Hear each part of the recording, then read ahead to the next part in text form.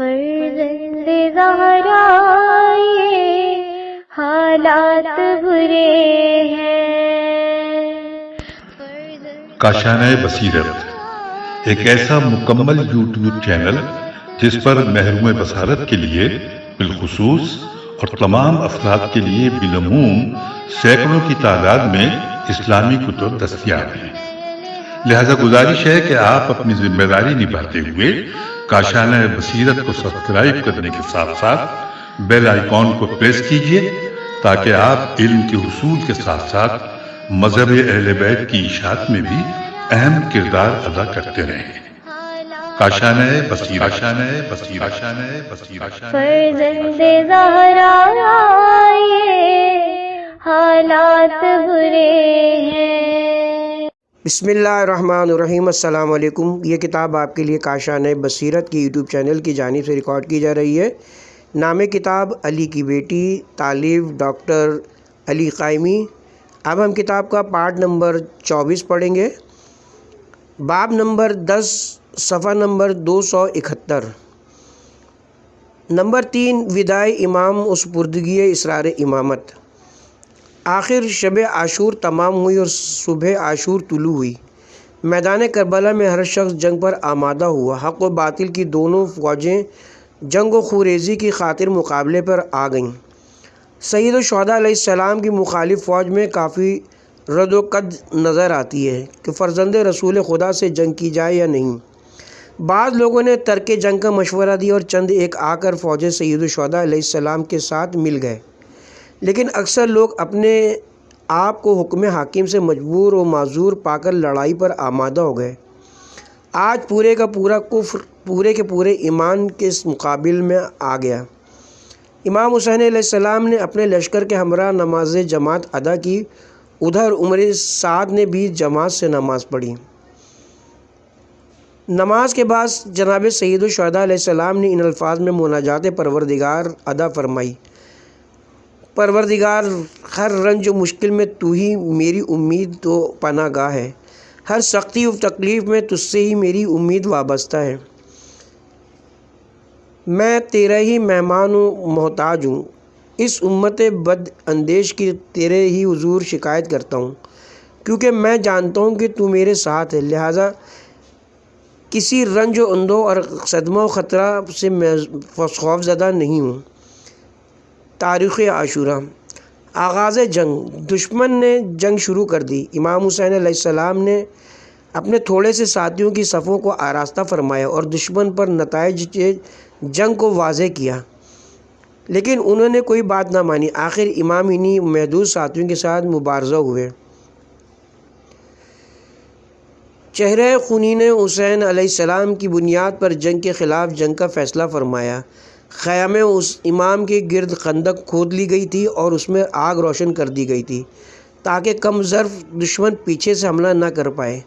لشکر امام خیام امام کے سامنے سب بند ہوا۔ عمر ابن سعد نے حملہ اور تیر برسانے کا حکم دیتے ہوئے اس مقصد کی خاطر سب سے پہلے خود لشکر امام کی طرف تیر چلا کر آغاز جنگ کیا۔ اصحاب امام پر تیروں کی بارش ہونے لگی۔ چند اصحاب زمین پر گرے اور کئی لوگ اسی حملے میں درجہ شہادت پر فائز بھی ہوئے۔ امام حسین خود بھی زخمی ہوئے اور تیر بارانی رکنے کے بعد خیمہ اطہر میں تشریف لائے۔ بچوں نے اپنے پدر بزرگوار یعنی امام علیہ السلام کو خون آلودہ دیکھا تو رونے اور فریاد و نالے کی صدائیں بلند کرنے لگے۔ سیدہ زینب عالیہ نے بھی بھائی اور اعزا کو زخمی دیکھا، لیکن ثانیہ زہرا کے لیے ممکن نہ تھا کہ اپنے مقصد و ہدف کو نظر انداز کرتی۔ پس بچوں کو دلاسا دیا، زخموں کو باندھا اور امام خدا حافظ کہہ کر عازم رزمگاہ ہو گئے۔ سپردگی فرائض۔ ہم نہیں کہہ سکتے کہ امام کتنی بار خیمے میں تشریف لائے اور وہاں سے واپس ہوئے، بس اس قدر جانتے ہیں کہ ہر بار آپ کا سب سے زیادہ استقبال کرنے والی آپ کی بہن زینب عالیہ ہوتی تھیں۔ جب بھی خیمے میں تشریف لاتے ثانیہ زہرا سے بات چیت ہوتی، آپ کو ہی ہدایت دیتے، اسرار و رموز سے انہی کو آگاہ فرماتے اور آہستہ آہستہ بتدریج آنے والے مراحل کے لیے انہیں تیار کرتے۔ کبھی یہ بھی ہوتا کہ اپنی خواہر عزیز کے ہمراہ اندر تشریف لے آتے، بچوں کو پیار کرتے، ان کو حوصلہ دلاتے، لیکن ان بیچاروں نے تو پہلے کبھی جنگ نہ دیکھی تھی۔ لڑنے والوں کے شور اور ان کی تلواروں کی صداؤں سے خوفزدہ ہو جاتے۔ اس سب کیفیت میں بہت بڑی بات یہ تھی کہ وہ سب تشنہ لب تھے۔ پھر تھوڑی دیر بعد کسی نہ کسی نئی مصیبت، تازہ غم اور کسی نہ کسی فرد کی شہادت کی خبر بھی ان کے کانوں میں پڑ جاتی تھی۔ ان ہراساں بچوں کو سکون دلانے کا فرض ثانیہ زہرا کے ذمہ تھا، اور یہیں سے ان کا فرض اور شہادت امام حسین علیہ السلام کی اشاعت کا کام ان کے لیے شروع ہو رہا تھا۔ سید الشہداء علیہ السلام کے یار و مددگار آہستہ آہستہ عروس شہادت سے ہمکنار ہوتے رہے اور آخر کار امام تنہا رہ گئے۔ اس وقت امام نے بطور اہتمام حجت حل من ناصر ینصرنا کی آواز بلند فرمائی۔ سیدہ زینب کا دل اس آواز نے مجروح کر دیا۔ اس موقع پر اگر سید الشہداء علیہ السلام کے ہدف کی ذمہ داری نہ ہوتی تو آپ کی روح قوی اور قوت قلب جواب دے جاتی، کیونکہ اس صدائے امام پر آپ کی روح یقیناً قفص انصری سے پرواز کر جاتی۔ اپنے امام وارث سے ملاقات۔ امام حسین علیہ السلام اب تنہا رہ گئے، خیمے میں تشریف لائے۔ اس وقت اتفاق سے ثانیہ زہرا سید الساجدین علیہ السلام کے خیمے میں تھیں۔ امام وہیں تشریف لے گئے۔ سید سجاد غش کی حالت میں تھے اور بخار میں جل رہے تھے۔ سید الشہداء اور سیدہ زینب ان کے پاس بیٹھ گئے۔ ان کے چہرہ اور سر کو سہلایا تو انہوں نے آنکھ کھولی، پوچھا کہ اس قوم کے ساتھ آپ کا معاملہ کہاں تک پہنچا ہے؟ اس سوال سے ظاہر ہو جاتا ہے کہ سید سجاد صبح سے اب تک کے حالات سے بے خبر ہیں۔ امام نے فرمایا، شیطان ان پر غالب آ چکا، انہیں یاد خدا سے غافل کر دیا اور یہ لوگ اللہ تعالیٰ کو بھول چکے ہیں۔ سورہ مجادلہ آیت نمبر 19۔ سیدہ سجاد نے پوچھنا شروع کیا، میرے چچا عباس کہاں ہیں؟ امام نے جواب دیا، شہید ہو گئے۔ میرے بھائی علی اکبر کہاں ہیں؟ فرمایا شہید ہو گئے۔ میرے چچا زاد بھائی قاسم کیا ہوئے؟ فرمایا وہ بھی درجہ شہادت پا گئے۔ سید سجاد اسی طرح بالترتیب پوچھنے لگے۔ امام نے ایک ہی جواب میں تمام ماجرا بیان فرما دیا، یعنی اس وقت خیام مبارکہ اہل بیت میں میرے اور تمہارے سوا کوئی مرد باقی نہیں ہے۔ کتاب لہوف ابن طاووس۔ اس بات سے امام نے پوری حقیقت سید سجاد پر واضح کر دی۔ سید الساجدین علیہ السلام یہ سن کر بے چین ہو گئے اور انہوں نے اپنی پھوپھی سیدہ زینب سے لباس جنگ طلب کیا کہ خود ناپاک دشمن سے جا کر مبارز طلب ہوں، لیکن بخار نے پھر شدت کی اور بستر پر گر کر غش کر گئے۔ سید الشہداء علیہ السلام اٹھ کھڑے ہوئے اور باہر تشریف لے گئے۔ امام حسین کی رخصت آخر اور سپردگی رموز امامت۔ خیمہ سید سجاد علیہ السلام سے نکل کر امام نے زینب عالیہ سے وداع کرتے ہوئے فرمایا کہ اب پھر نہ مل سکیں گے، یہ ملاقات آخری ہے۔ اس کے بعد روز حشر مادر گرامی اور پدر بزرگوار کے سامنے ملاقات ہوگی۔ زینب عالیہ کس طرح اس رخصت کو برداشت کر پاتی کہ وہ خود بھی سنگینی حالات میں شامل تھیں، تاہم امام مظلوم نے ضروری باتیں اپنی شریکہ کار بہن سے کیں۔ امام کی شہادت کے بعد پیش آنے والے مراحل کے بارے میں وصیت فرمائی، رموز امامت ثانیہ زہرا کے سپرد فرمائے تاکہ مناسب و صحیح موقع پر آپ کے بعد امام اور آپ کے جانشین کے سپرد کر دیں۔ اسی طرح بچوں، ان کی حفاظت اور کاروان اسیران کی سرپرستی سے متعلق زینب کبریٰ کو نصائح گوش فرمائے اور ان پر عمل کرنے کا عہد لیا۔ اس ملاقات کے اختتام پر امام نے اپنا دست مبارک ثانیہ زہرا کے دل پر رکھا۔ ایک روایت کے مطابق یہ سب کام آپ نے شب عاشور انجام دیا اور گویا صبر و تحمل و حلم کی ایک دنیا قلب خواہر میں بھر دی۔ ثانیہ زہرا کو سکون ہوا۔ آپ نے اپنی آنکھوں سے آنسو صاف کیے اور امام حسین علیہ السلام سے عرض کیا، حسین بہن کی جان آگے بڑھو، تمہیں خدا کے سپرد کرتی ہوں۔ میں اللہ کی راہ میں اس کی رضا پر صبر کروں گی۔ یہاں پہ کتاب میں حاشیہ ہے۔ آگے چلنے سے بیشتر ایک سوانح نگار کی حیثیت سے ہم کچھ عرض کرنا چاہیں گے کہ تاکہ ہمارے قائرین سوانح نگار کی مشکلات اور مجبوریوں کا کسی قدر اندازہ لگا سکیں۔ ہم ثانیہ زہرا کی سوانح حیات کو سپرد قلم کرتے ہوئے اب اس مرحلے پہ پہنچ چکے ہیں جہاں ہمارے موقع کی مشکلات آگے بڑھنے کے معاملے میں زنجیر پا بنی ہوئی ہیں۔ خود اپنے شکستہ الفاظ کو رابطے کی صورت میں مجتمع کرنے کی بجائے بہتر معلوم ہوتا ہے کہ ہم جناب سید ریاض علی ریاض صاحب مرحوم کے الفاظ پیش کریں جو ہماری صحیح ترجمانی کرتے ہیں اور جن کا اظہار انہوں نے اپنی معرکۃ الآراء کتاب شہید اعظم کے مقدمے میں کیا ہے۔ سید ریاض علی ریاض صاحب لکھتے ہیں، ہماری دانش میں جو کچھ لکھا جانے والا ہے وہ اس سے بہت کم ہے جو لکھا جانا چاہیے تھا۔ وہ حیثیت جو اس وقت سوانح عمری کی ہونی چاہیے ایک 13 صدی قبل گزرے ہوئے بزرگ کے متعلق مرتب ہونی دشوار ہے۔ آسان ہوتا اگر ان مشاعرے کے انداز رفتار، گفتار، شغل، پسندیدگی، معاملات وغیرہ وغیرہ کی حکایتیں پوری حیثیت اور آسانی سے دستیاب ہوتیں، اور اگر کوئی واقعہ ہوتا تو اس کے اسباب محنت اور سمجھداری سے مرتب کیے ہوئے ملتے جس سے ہر شخص کو نتیجہ نکالنا سہل ہوتا۔ وائے بہرحال اس بزرگ کے جس کی سوانح عمری لکھنے کا وعدہ کیا گیا ہے اس کی دشواریاں سمجھنا مشکل نہیں ہے۔ ایک بات ہو تو کہی جائے، وہ شخص جس سے اور جس کے خاندان سے ملکی، مذہبی، معاشرتی مخالفت اور مغارت پیدا کرنے کے لیے کل کوششیں صرف کی گئیں، اس کی پوری حالت لکھنے کا تو وہی دعویٰ کرے جس نے مخالف گروہ کے وہ خفیہ احکامات دیکھے ہوں جو عاملوں کو دیے گئے اور جنہیں زرپاشی سے غیروں کو اپنا فدائی بنا لینے کا طریقہ معلوم تھا، اور جو ان کل ممکن وسائل کو جو ان کی غرض پوری کرنے کے لیے بیکار آمد ہو سکیں صرف کرتے تھے۔ بہت سی دستاویزات جو مکمل حیثیت سے واقعے کے سمجھنے میں معین ہوتی ایک آدھ فقرے سے زیادہ نہیں ہیں۔ اس کے ملزم ہم نہیں ہیں کہ کیونکہ ہماری تاریخ پوری نہیں ہے، حکومت ہماری تاریخ پر قابض تھی۔ اس سے ظاہر ہوگا کہ ہم اکثر مقامات پر لنگڑے لولے واقعات کو مسلم واقعات سمجھ کر آگے بڑھنے پر مجبور ہوں گے۔ وہ واقعات جو حسین کو سمجھنے میں مدد دیتے، انہیں جہاں متذکرہ صدر دشواریوں کا سامنا ہے وہاں متعصب مورخین کی ناانصافی اور غلط اندازی سے کم مقابلہ نہیں ہے، یا اسی طرح کی اور بغض، حسد اور ذلیل نمائش تحقیق میں ڈوبی ہوئی کوششیں جن سے اثر ظاہر کرنے کی آمادگی ظاہر کی گئی۔ کتاب شہید اعظم جلد اول صفحہ نمبر 37-38۔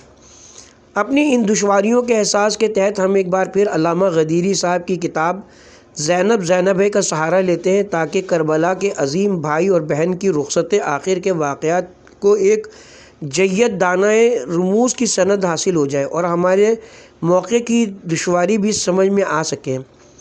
علامہ موصوف لکھتے ہیں، جب نواسۂ رسول نے دیکھا کہ اب کوئی ناصر و مددگار باقی نہیں رہا اور سب قریبی اور ساتھی شہید ہو گئے تو خود میدان کی طرف جانے کا عزم کیا اور اپنے اہل و عیال سے آخری وداع کے لیے رسول زادیوں کے خیموں میں آئے۔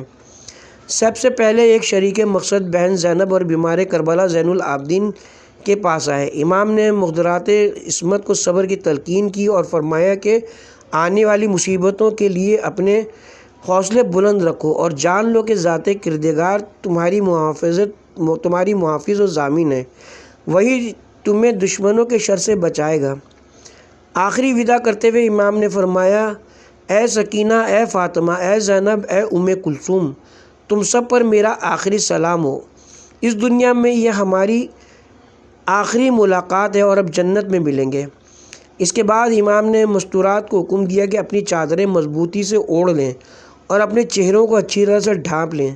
سیدہ زینب نے اس خصوصی اور تاکیدی حکم کا راز پوچھا تو امام نے فرمایا، میں دیکھ رہا ہوں کہ عنقریب تمہیں قیدی بنا کر لے جایا جائے گا اور یہ اشقیاء رسیوں میں جکڑ کر تمہیں اس طرح کھینچیں گے کہ تم جس کا تصور بھی نہیں کر سکتی، اور یہ لوگ تمہیں سخت سے سخت تکلیف پہنچانے میں کوئی کسر نہ چھوڑیں گے۔ سیدہ زینب نے امام وقت کی زبان سے یہ ہولناک خبر سنی تو بے ساختہ گریاں کناں ہو گئیں اور آہیں بھرتے ہوئے کہا، ہائے ہماری مصیبت، ہائے ہماری قسمت۔ امام حسین نے صبر کی تلقین کرتے ہوئے فرمایا، اے علی کی شیر دل بیٹی، مصیبت کی اس گھڑی میں صبر و تحمل اختیار کرو کیونکہ تمہارے امتحان کی منزلیں اب شروع ہونے والی ہیں۔ امام اپنی دکھیا بہن کو تسلیاں دے کر خیمے سے باہر آنے لگے تو غمزدہ بہن نے مظلوم بھائی کا دامن تھام لیا اور کہنے لگی، بھائی ذرا ٹھہر جائیے تاکہ میں جی بھر کے آپ کو دیکھ لوں۔ بھائی میں کس طرح آپ کو رخصت کروں جب کہ اس دنیا میں پھر تمہیں نہ دیکھ پاؤں گی۔ امام نے سب بیویوں کو تسلیاں دیں اور صبر کی تاکید کرتے ہوئے انہیں اپنے اپنے خیموں میں چلے جانے کا حکم دیا۔ جب سب بیویاں اپنے اپنے خیموں میں چلی گئیں تو امام نے زینب کبریٰ کو خاص طور پر دوبارہ بلوایا اور انہیں صبر و تحمل کی تاکید کرتے ہوئے فرمایا، غم و الم میں صبر و استقامت سے کام لینا بارگاہ الہی میں باعث عزت ہے، اور خدا نے صابرین کے لیے عظیم اجر مقرر فرمایا ہے، اور صبر کرنے والے نیک سیرت لوگ ہی خدا کی عنایات کے مستحق قرار پاتے ہیں۔ خدا نے صبر کرنے والوں کو اپنا مقرب قرار دیا ہے۔ امام کی تاکید اور تلقین نے صبر سے سیدہ زینب کے دل کو تسکین ملی اور آپ کے چہرے پر تقرب الہی کے حصول کی امید چمک اٹھی، جس سے کرب و حزن کے آثار فرح اور سرور میں بدل گئے۔ چنانچہ سیدہ زینب نے امام سے کہا، اے میرے ماجائے، اب میرا دل مطمئن ہو گیا ہے اور میری آنکھوں میں ٹھنڈک آ گئی ہے۔ آپ انشاءاللہ مجھے اپنی توقعات کے مطابق پائیں گے۔ امام نے جب میدان کی طرف روانہ ہونا چاہا تو دائیں طرف بھی دیکھا اور بائیں طرف بھی دیکھا، مگر کوئی ساتھی نظر نہ آیا۔ امام نے درد بھری آواز کے ساتھ پکار کر کہا، کوئی ہے جو مجھے گھوڑے پر سوار کرائے؟ سیدہ زینب نے امام کی مظلومانہ صدا سنی تو خیمے سے باہر آئیں اور آگے بڑھ کر گھوڑے کی باگیں تھام لی اور بھائی کو سوار کرایا۔ سوار کراتے وقت زینب عالیہ نے امام سے مخاطب ہو کر کہا، آپ اس عالم غربت میں کس کو پکار رہے تھے؟ کون ہے جو آپ کی نصرت کو آئے؟ آپ کی مظلومانہ صدا نے میرے دل کو چیر ڈالا ہے۔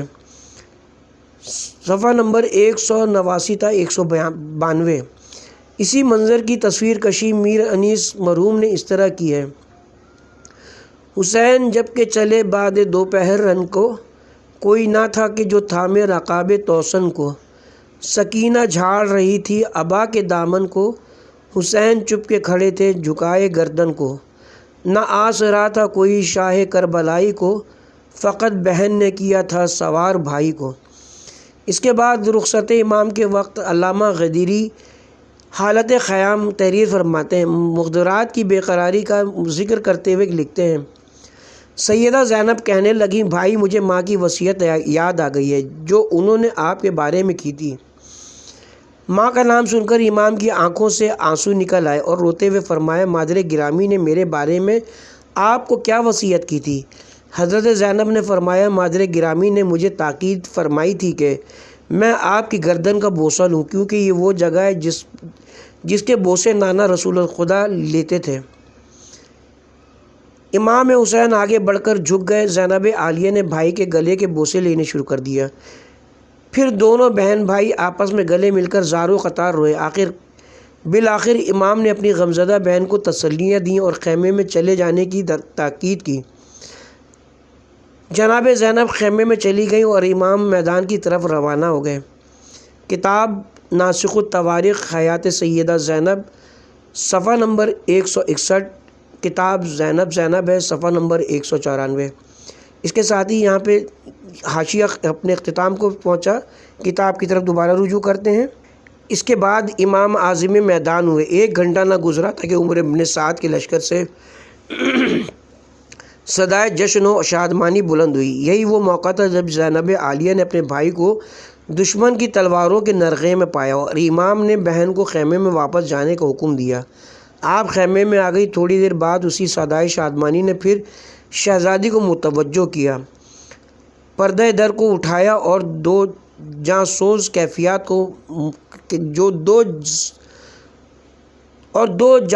کیفیات کو مشاہدہ کیا۔ نمبر 1، حسین مظلوم کا سر نوک نیزہ پر دیکھا، اور نمبر 2، دشمن کا ہجوم خیمہ گاہ پر حملہ آور تھا۔ یہاں سے سیدہ زینب سلام اللہ علیہ کے جہاد اصلی کا آغاز ہوا۔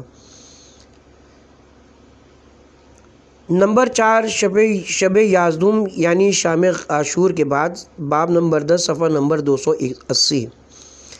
سید الشہداء علیہ السلام کے شہید ہوتے ہی ثانیہ زہرا کا جہاد شروع ہوتا ہے، جہاں ایک بہت بڑے جہاد کی ابتدا ہوتی ہے، اور یہ جہاد تھا خون ناحق کی اشاعت اور پیغام کا۔ ثانیہ زہرا کے ذمے اب یہ فرض تھا کہ واقعہ کربلا کو گوشِ تاریخ تک پہنچائیں اور مستقلاً اس واقعے کو اوراق تاریخ پر ثبت کریں۔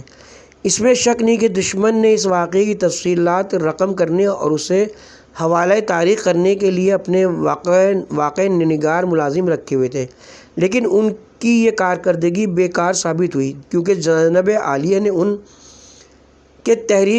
کے تحریر کردہ واقعات اور نقوش کو حرف غلط کی طرح مٹا کر رکھ دیا۔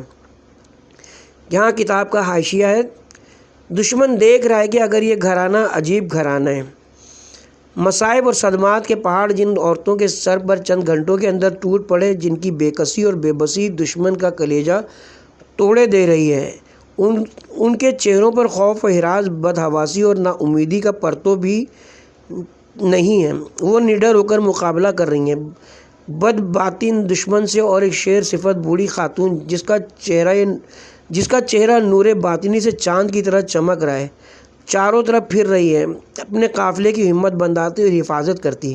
کبھی وہ زخمی بھتیجی کو کلیجے سے لگاتی ہے اور کبھی اس شقی ازلی کو ڈانٹتی ہے جس نے حسین کی ننھی معصوم بچی پر یہ ظلم ڈھایا ہے۔ کبھی بیمار بھتیجے کے خیمے میں جا کر اسے ہوشیار کرتی ہے: بیٹا، حسین شہید ہو گئے، اب تم امام وقت ہو، ہوشیار رہو اور اپنی ذمہ داریاں سنبھالو۔ دیکھو، دشمنوں نے خیموں میں آگ لگا دی ہے، اب ہمیں کیا حکم ہے؟ جلتے خیموں میں مر جائیں یا ان خیموں سے باہر چلے جائیں؟ حسین کا جہاد ختم ہو چکا ہے، وہ مقتول فاتح خاک و خون میں ملبوس صحرائے کربلا میں سو رہا ہے اپنی فوج کے ساتھ۔ زینب کا جہاد شروع ہو گیا، جو اپنی نہتی فوج کی حفاظت کر رہی ہیں۔ حق و باطل کی جنگ حسین نے شروع کی اور اس کی تکمیل زینب کر رہی ہیں، مگر اس فوج میں حسین جیسا قائد تھا، اور اس فوج میں دل شکستہ بیوگان ہیں، بد نصیب نوجوان لڑکیاں ہیں، یتیم ننھی بچیاں ہیں، بھوکے پیاسے شیرخوار بچے ہیں، اور ہاں ایک بیمار اور کمزور نوجوان مرد ہے۔ مگر کیا جگر تھا اس فوج کی رہنما کا، کس بلا کی قوت برداشت اور خود اعتمادی، قوت ایمانی اور شجاعت و بے خوفی تھی اس قائد میں کہ ایک لمحے کے لیے اس کے استقلال میں لرزش نہیں آئی۔ اس کا لائے عمل اس کے ذہن میں بالکل واضح تھا، بالکل صاف تھا۔ میدان جنگ کا نقشہ دماغ میں پہلے ہی مرتب ہو چکا تھا۔ دشمنوں کو مغلوب کرنے کے گر وہ جانتی تھیں اور اپنی فتح پر یقین کامل رکھتی تھیں۔ کتاب خاتون کربلا صالحہ عابد حسین، صفحہ نمبر 16-17، مطبوعہ امامیہ مشن، لاہور۔ اس کے ساتھ ہی یہاں پہ حاشیہ اپنے اختتام کو پہنچتا ہے۔ اب کتاب کی طرف دوبارہ رجوع کرتے ہیں۔ زینب عالیہ نے نوحہ مرثیہ اپنے خطابات اور مکالمات کے ذریعے روزمرہ کے حادثات کے بیان اور واقعات کی ایسی تشریح پیش کی کہ دنیا سمجھ گئی کہ کربلا میں کیا ہوا، اور دشمنان اہل بیت نے اپنے آپ کو کس قدر پستی اور ذلت کے گہرے کنویں میں ڈبو دیا ہے۔ علی الحاظ القیاس دنیا نے جان لیا کہ یہ حسین جس کے ساتھ یہ تمام مظالم روا رکھے گئے کون ہے، کس خاندان سے ہے، اس کی عظمت کا مقام کس قدر بلند ہے، اور دشمن نے کس قدر ضلالت اور بری سیرت کا مظاہرہ کیا ہے۔ لوگوں نے جان لیا کہ امام حسین علیہ السلام کی اصول کی حفاظت کے لیے کربلا آئے تھے، انہیں اہل عراق نے کس لیے بلایا تھا، اور سید الشہداء علیہ السلام کو دعوت دے کر انہوں نے آپ کی مہمان نوازی میں اپنی رسالت کو ظاہر کیا تھا۔ دشمن کی کینہ پرور پست فطرت، سفلہ صفت دشمن نے امام حسین علیہ السلام کے خلاف اپنی شخصی دشمنی کی تمام حدود ختم کر دیں۔ اگر نواسے رسول خدا کے قتل کی وجہ یزید کی بیعت سے انکار تھا، تو دشمن نے قتل حسین سے اپنے اس مقصد و ہدف کو حاصل کر لیا تھا۔ خواتین سے یزید کی بیعت لینا کوئی معنی نہیں رکھتا تھا، نہ ہی کوئی بنائے مخاصمت تھی۔ بچوں سے اس قسم کے مطالبات کو تو تصور بھی نہیں کیا جا سکتا ہے۔ ان حالات میں خواتین اور ننھے بچوں کو ظلم و جور کا ننھے بچوں کو ظلم و جور کا تختہ مشق بنانے کی کیا توجہ ہو سکتی ہے؟ ظالم دشمن نے 3 دن تک خاندان علی پر پانی بند رکھا۔ اس کے ساتھ کتاب کا حاشیہ ہے، تاریخ بتلاتی کہ بندش آپ کا عمل یقیناً یزید کو اپنے پدر بزرگوار سے وراثت میں ملا تھا، کیونکہ میدان صفین میں فوج امیر المومنین علیہ السلام سے پہلے پہنچ کر انہوں نے سب سے پہلے یہی کام کیا تھا کہ آپ کی فوج کو دریا کے استعمال سے روک کر کمزور کرنے کی کوشش کی تھی۔ ادھر کردار امیر المومنین علیہ السلام یہ تھا کہ بزور شمشیر دریا کا قبضہ چھین لینے کے بعد آپ نے حکم دیا کہ دشمن کی فوج پر ہرگز یہ پابندی نہیں ہوگی۔ جہاں تک باقی مظالم کا تعلق ہے، اگر انہیں یہ موقع مل جائے تھا تو یقیناً کسی طرح یزید سے وہ پیچھے نہ رہتے۔ یہیں سے بنی امیہ و بنی ہاشم کے کردار کا واضح فرق اور آگ تاریخ پیش کرتے ہیں، جہاں ایک طرف ہر قسم کا ظلم متوقع اور دوسری طرف شرافت ہی شرافت ہے۔ مترجم، یہاں پہ حاشیہ ختم ہوتا ہے، کتاب کی طرف چلتے ہیں۔ شاید کسی جنگی حربے کے طور پر اس بات کی کوئی توجہ نکل سکتی ہو، وہ بھی شاید اس لیے کہ مقابل فوج کی جنگجو سپاہ کو اس طرح کمزور کرنا مقصود ہو۔ اس طرح ممکن ہے کہ خواتین اور بچوں کو بھی اس اذیت سے گزارنا صحیح ہو جاتا۔ پھر بھی خیام کو آگ لگا دینے کا کیا جواز ہو سکتا ہے؟ شہیدان رائے خدا کے جسموں پر گھوڑے دوڑا دینے کا کیا بہانہ ہوگا؟ حقیقت یہ ہے کہ روز عاشورہ عصر کے وقت خیام حسینی کو نظر آتش کیا گیا، خواتین اور کمسن بچوں کو خوفزدہ و مضطرب کیا گیا۔ نتیجہ یہ ہوا کہ کئی بچے بیابان میں گم ہو گئے، ان میں جو باقی بچے وہ بھی دشمن کے جور و ظلم سے محفوظ نہ تھے۔ اموال اہل بیت کو غارت کیا گیا، بچوں کے کانوں اور ہاتھ پاؤں سے زیورات چھین لیے گئے، ایک معصوم بچی کے کان زخمی کیے گئے، ایک اور بچی کو کوڑے مارے گئے، وغیرہ وغیرہ۔ بچوں نے ثانیہ زہرا کے دامن عاطفت میں پناہ لینا چاہیے، لیکن وہ تو خود ہی دشمن کے ظلم کا نشانہ تھیں۔ تفصیل ظلم و جور کیسے بیان ہو اور تنِ تنہا زینب عالیہ آخر کیا کرتی، تاہم بچوں کو حوصلہ دلاتی ہیں کہ میرے بچوں مت ڈرو، میں تمہارے ساتھ ہوں۔ کیا ذمہ داریاں اس مخدومہ عالیہ کے ذمہ ہیں؟ سید سجاد علیہ السلام کی حفاظت، جن کے نیچے سے بستر بیماری کھینچ کر انہیں زمین پر ڈال دیا گیا، آتش زدہ خیام کا جمع کرنا کہ شب کو ان میں پناہ ممکن ہو، گم شدہ بچوں کی تلاش، ان کا شمار اور حفاظت، یہ سب فرائض اور تنہا ثانیہ زہرا۔ شب تنہائی، محرم کی 11ویں شب آن پہنچی، یہ بہت بڑی المناک اور طویل رات تھی۔ کتاب کا حاشیہ یہاں پہ، شب یازدہم کے حالات اور اس شب میں ثانیہ زہرا کی مصروفیات اور ذمہ داریاں بیان کرنے سے پہلے ضروری ہے کہ اس رات کے حالات اہل بیت رسول کے بارے میں کچھ تاریخی شواہد مختصراً پیش کر دیں تاکہ ان واقعات کی نوعیت و اثرات کا قاری کو اندازہ ہو سکے۔ جناب ثانیہ زہرا کی سب سے پہلی ذمہ داری سید الساجدین علیہ السلام کو ظالموں کی دست برد سے بچانا تھا۔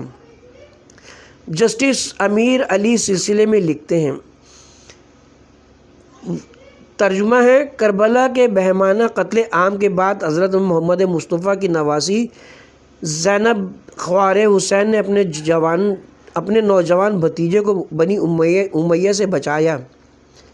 دوبارہ پڑھتے ہیں اس کو، خوار حسین نے اپنے نوجوان بھتیجے کو بنی امیہ سے بچایا۔ ان کے غیر متزلزل جذبے کے مقابلے میں صفاق عبید اللہ ابن زیاد اور بے رحم یزید دونوں یکساں خوفزدہ تھے۔ یہی مورخ آگے چل کر لکھتے ہیں، ان متبادل تجاویز کے سلسلے میں یہی مورخ مندرجہ ذیل نوٹ لکھتے ہیں۔ مندرجہ بالا واقعات رقم کرنے کے بعد روضۃ الصفا کا مصنف لکھتا ہے کہ امام حسین علیہ السلام کا ایک خادم جو اتفاق سے کربلا کے قتل عام سے زندہ بچ گیا تھا، اس بات کا قطعی انکار کرتا ہے کہ جہاں تک اسے علم ہے اس کے آقا نے بنی امیہ کے سالار لشکر کے سامنے کوئی ایسی شرط بیان کی تھی کہ شرائط بیان، اس بات کا قطعی انکار اس کو دوبارہ پڑھ لیتے ہیں۔ مندرجہ بالا واقعات رقم کرنے کے بعد روضۃ الصفا کا مصنف لکھتا ہے کہ امام حسین علیہ السلام کا ایک خادم جو اتفاق سے کربلا کے قتل عام سے زندہ بچ گیا تھا، اس بات کا قطعی انکار کرتا ہے کہ جہاں تک اسے علم ہے اس کے آقا نے بنی امیہ کے سالار لشکر کے سامنے کوئی ایسی شرائط پیش نہیں کی تھی، بلکہ زیادہ امکان یہی کہ اس انکار سے یہ ظاہر کرنا مقصود تھا کہ امام حسین دشمن سے شرائط طے کر کے اپنے وقار کو ٹھیس پہنچانا نہ چاہتے تھے۔ بہرحال میرا ذاتی خیال یہ کہ بنی امیہ سے شرائط طے کرنے میں امام حسین علیہ السلام کے وقار و تمکین کو کسی طرح کا کوئی خدشہ نہیں تھی۔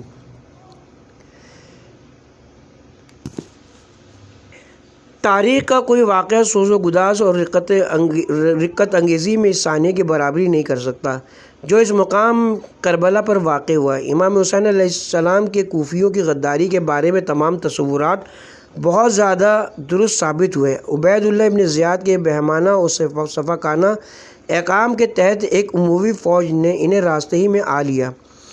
کئی روز تک ان کے قیام کا محاصرہ جاری رہا، اور چونکہ وہ بزدل و ذلیل محاصرہ کرنے والے علی کے فرزند کی تلوار کے دائرۂ اثر میں آنے کی جرت نہیں رکھتے تھے، اس لیے انہوں نے ان حضرات کو دریائے دجلہ فرات کے پانی کے استعمال سے روک دیا، اور سالار فوج یزید سے ایک ملاقات کے دوران امام حسین علیہ السلام نے تین باعزت و باوقار شرائط پیش کی۔ نمبر 1، انہیں مدینہ واپس جانے دیا جائے۔ نمبر 2، ترکوں کے خلاف فوج میں کسی مناسب مقام پر بھیج دیا جائے۔ نمبر 3، حفاظت کے ساتھ یزید کے پاس پہنچا دیا جائے۔ ان شرائط کے بارے میں ہم اسی حوالے سے نیچے روضۃ الصفا کا حوالہ تحریر کر چکے ہیں مترجم۔ لیکن بنی امیہ کے سفاک حاکم کے احکام بہت سخت اور بے رحمانہ تھے، یعنی حسین اور ان کے رفقا پر کسی طرح رحم نہ کیا جائے اور انہیں مجرموں کی طرح خلیفہ کے سامنے پیش کیا جائے تاکہ بنی امیہ کے معیار انصاف کے مطابق ان کے ساتھ سلوک کیا جائے۔ پس انہوں نے امام حسین کو شہید کر کے جسم سے سر جدا کر دیا، ان کے جسد اطہر کو پامال سم اسپاں کیا، اور ان کے ساتھ جگر خوارہ ہندہ کے کردار کے مطابق ہر طرح کا شرمناک رسوائی کا طرز عمل روا رکھا گیا۔ گبن لکھتا ہے کہ اس دور در انداز زمانہ اور ماحول میں حسین کی شہادت کا المیہ سنگ دل ترین قاری کے دل میں بھی رقت پیدا کیے بغیر نہ رہے گا۔ اس طرح زمانے کی شریف ترین ہستیوں میں سے ایک کا چراغ حیات گل ہوا، اور انہی کے ساتھ اس خاندان کے تمام مرد بوڑھے و جوان صرف ایک نوجوان کے علاوہ جنہیں حسین کی بہن زینب نے قتل عام سے محفوظ کیا لقمہ اجل ہو گئے۔ اس نوجوان کا نام بھی علی تھا، جن کو حیات ما بعد میں زین العابدین کے مقدس لقب سے یاد کیا گیا۔ مناسب ہوگا اگر ہم چند جملے اسی مورخ کی تحریر سے پیش کریں جن سے عالم اسلام میں ان مظالم کے اثرات کا کچھ اندازہ ممکن ہو۔ بنی فاطمہ پر بنی امیہ کے لرزا دینے والے بہمانہ مظالم اور اول الذکر حضرات نے جس بلند و بالا و عرفہ معیار صبر کے ساتھ ان مظالم اور ناانصافیوں کو برداشت کیے، سے ظالمین کے خلاف ایک عالمی جذبہ خوف و ہراس پیدا ہو گیا، اور اس کے ساتھ ہی ہم یہاں جناب سید ریاض علی ریاض مرحوم سے ایک مختصر سے اقتباس پیش کرتے ہیں جو اس وقت کی کیفیت کا آئینہ دار ہے۔ اپنی کتاب شہید اعظم جلد نمبر 2 میں لکھتے ہیں، میرا خیال ہے کہ اہل بیت پر سب سے سخت اور اندوناک رات شہادت کی پہلی رات تھی۔ ایک رات قبل سب تھے، اب کوئی نہیں ہے۔ اسباب ضرورت تھا، اب اس کا نام بھی نہیں ہے۔ یہ بھی نہیں معلوم ہے کہ اب کیا ہوگا۔ یہ معلوم ہے کہ ہم گرفتار ہیں اور شام تک جائیں گے، اور یہ پوچھنے والا کہاں تک کہ کتنے دن سے کھانا یا پانی تمہارے لبوں تک نہیں پہنچا ہے۔ محال ہے کہ کوئی انسان اس سے زیادہ عالم اندوں کا خیال کر سکے۔ کبھی کسی شریف خاندان پر اس سے زیادہ طویل رات نہیں گزری۔ اس کے ساتھ ہی یہاں پہ حاشیہ اپنے اختتام کو پہنچا، اور اس کے ساتھ ہی ہم یہاں پہ اب پارٹ نمبر 24 کا بھی اختتام کرتے ہیں۔